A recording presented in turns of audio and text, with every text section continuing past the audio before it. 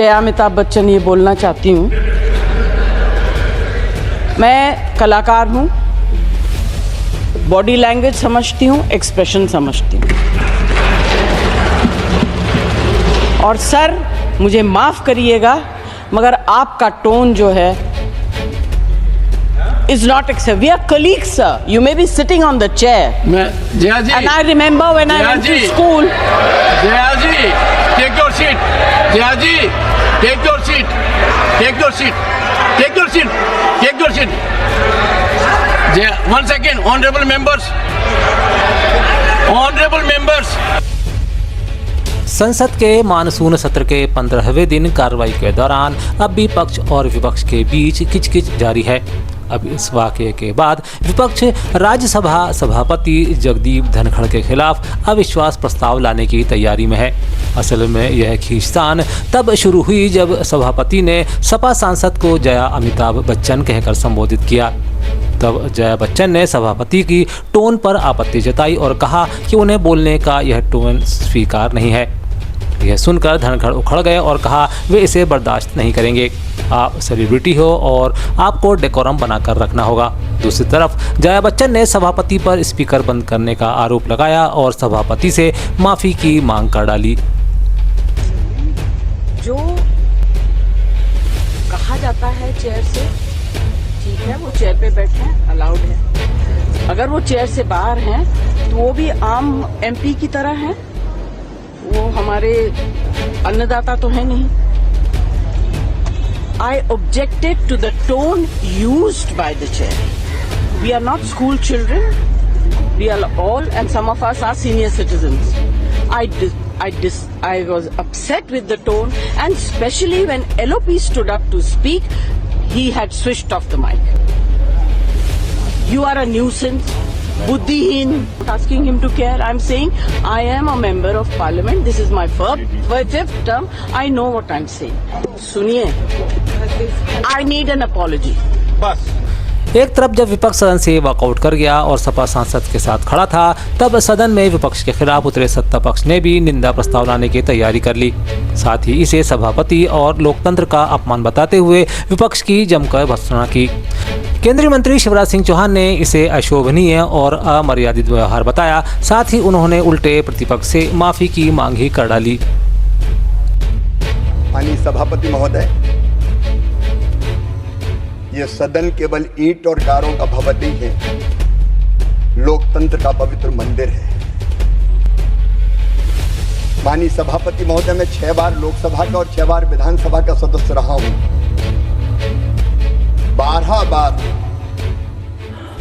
मैं या तो विधानसभा में या लोकसभा में आया हूं, लेकिन अपने जीवन में मैंने प्रतिपक्ष का ऐसा अमर्यादित अशोभनीय व्यवहार कभी नहीं देखा।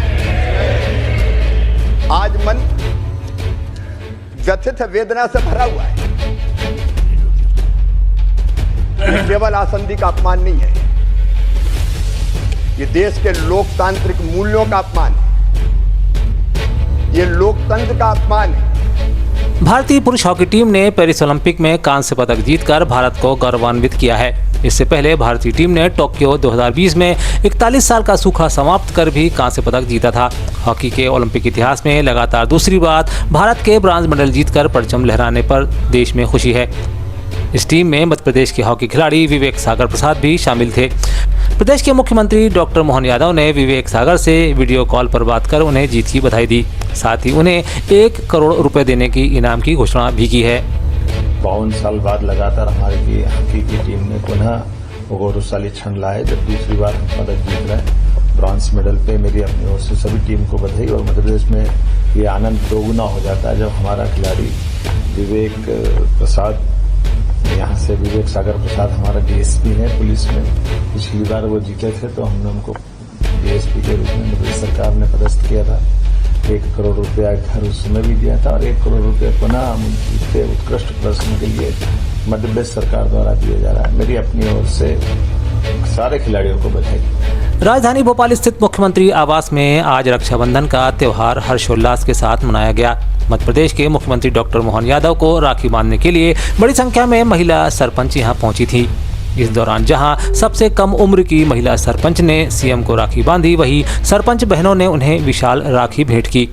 इस दौरान मुख्यमंत्री ने सभी से अपील करते हुए फिजूल खर्ची ना करने का आग्रह किया। साथ ही यह भी ऐलान किया कि कल लाडली बहनों के खाते में 1250 और रक्षाबंधन का शगुन 250 रुपये अंतरित किया जाएगा।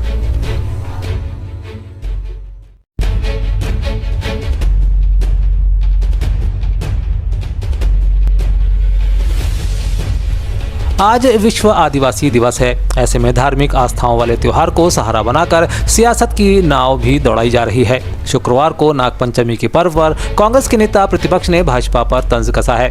यही नहीं, सिंगार ने सांप से बीजेपी की तुलना भी इस दौरान कर डाली है। उन्होंने कहा कि एमपी बीजेपी सबसे जहरीले सांप के रूप में दिख रही है। उमंग ने आदिवासी दिवस के बहाने भी सरकार पर हमला बोला। उन्होंने कहा कि बीजेपी आदिवासियों का अपमान कर रही है। उन्होंने आदिवासी दिवस पर छुट्टी नहीं होने की निंदा की। विश्व आदिवासी दिवस पे प्रदेश और देश के आदिवासियों को मैं शुभकामनाएं देना चाहता हूं और निश्चित तौर से ये एक गर्व का दिन है आदिवासी समाज के लिए, जो इस सृष्टि को बचाने के लिए उन्होंने संघर्ष किया जल जंगल जमीन को लेके। तो स्वाभाविक रूप से, लेकिन भारतीय जनता पार्टी जिस प्रकार से आदिवासियों पर दमन चक्र कर रही है, आदिवासियों के विश्व आदिवासी दिवस को मनाने में जिस प्रकार से नहीं छुट्टी दी, नहीं कराना चाहती, शासन प्रशासन सबको कह रहा है कि इस पे कार्यक्रम में ना जाए। ऑस्ट्रेलिया में सबसे जहरीले सांप पाए जाते हैं और भारतीय जनता पार्टी जहरीले सांप के रूप में आदिवासियों को डस रही है। इसे हम बचाना। धन्यवाद। स्थानीय नेता विक्रांत भूरिया ने भी आदिवासी दिवस पर अवकाश घोषित न करने को लेकर सरकार को घेरा है और नेता विपक्ष के सुर से सुर मिलाया है। साथ ही विधायक ने भाजपा सरकार पर आदिवासियों के नाम पर राजनीति करने का आरोप भी लगाया है। जय जोहार। आज विश्व आदिवासी दिवस की सबको मैं बहुत बहुत शुभकामनाएं देना चाहता हूं और भगवान से प्रार्थना करता हूं कि ये सरकार को भी सद्बुद्धि दे। जिस तरह से आज हमारे आदिवासियों का गर्व का दिन है, वर्ल्ड इंडिजिनस डे है, मतलब मूल निवासियों का दिन, और आज इस सरकार ने वो छुट्टी कैंसिल कर दी जो पहले जब कांग्रेस की सरकार थी जो देती थी। तो ये साबित करता है कि ये हम आदिवासियों को इस धरती का, इस देश के मूल निवासी नहीं मानते। बीजेपी हमेशा से हमें वनवासी कहती आई है, पर हम वनवासी नहीं हैं। हम इस देश के मूल निवासी आदिवासी हैं और आज उनको छुट्टी देना चाहिए। पहले इन लोगों ने आदिवासी आरक्षण में उपवर्गीकरण कर आदिवासियों को बांटने की ये चाल चल रहे हैं और आज आदिवासियों को अस्तित्व को स्वीकार करने से ये मना कर रहे हैं। बीजेपी और सरकार को हम चेतावनी देना चाहते हैं, अगर इसी तरह से आदिवासियों का ये अपमान करते रहेंगे तो सरकार को बहुत जल्दी भुगतना पड़ेगा। दिल्ली शराब घोटाले के आरोप में पिछले 17 महीनों से जेल में बंद दिल्ली के पूर्व उप मुख्यमंत्री मनीष सिसोदिया को सुप्रीम कोर्ट से बड़ी राहत मिली है। 17 महीने बाद उन्हें कोर्ट ने जमानत दे दी। अब वे जल्द ही तिहाड़ जेल से बाहर आ जाएंगे। मनीष सिसोदिया को जमानत मिलने के बाद आम आदमी पार्टी का बयान भी आ गया है। आपकी ओर से कहा है कि मनीष सिसोदिया के 17 महीने तक तिहाड़ जेल में रहने के बाद आज सुप्रीम कोर्ट से दिल्ली में शिक्षा क्रांति के जनक मनीष सिसोदिया को जमानत दे ही दी। पूरा देश शिक्षा क्रांति के रूप में मनीष सिसोदिया को जानता है। आम आदमी पार्टी ने कहा, इससे एक बात का संदेश दिया कि तानाशाही की भी सीमा होती है। आपके पास दस्तावेज मौजूद है तो टेम्परिंग का कोई मतलब नहीं बनता।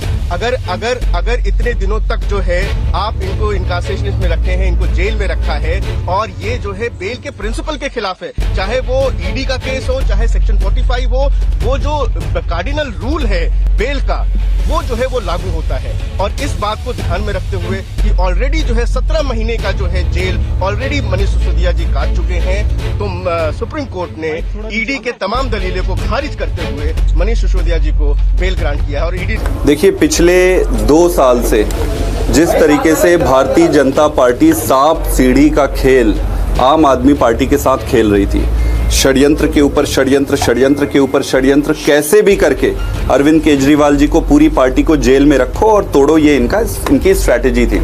बीच में लोकसभा के चुनाव आए, कई सारे चुनाव आए, इनकी स्ट्रैटेजी यही रही कि कैसे भी करके इनको जेल में रखो, इनको चुनाव लड़ने मत दो, इनकी पार्टी को तोड़ दो।